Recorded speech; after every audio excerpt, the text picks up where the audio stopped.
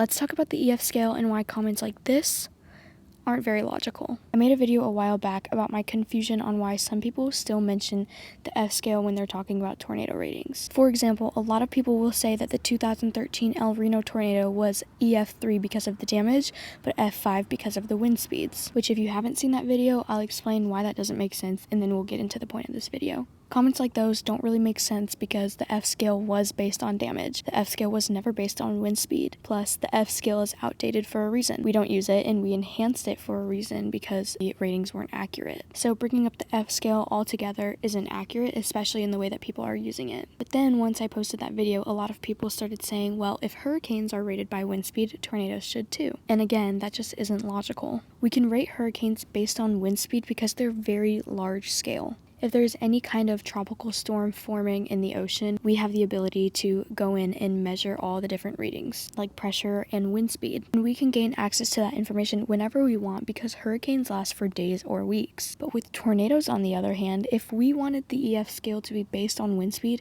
somebody would have to be able to measure the wind speed of every single tornado that happens. In the United States, we average over 1,200 tornadoes annually, and only 2 to 3% of those tornadoes are rated EF3 or higher. But if we decided that the EF scale should be based off of tornado wind speed and not tornado damage, somebody would have to be able to track the wind speed of every single tornado that touches down, including EF0s, EF1s, and brief spin-ups. And when you have a brief spin-up for only a few seconds or minutes, that system is just not realistic. If we have about 1,200 tornadoes annually and 3% of those are EF3 or higher, that means that about 1,164 tornadoes are rated EF0, 1, or 2.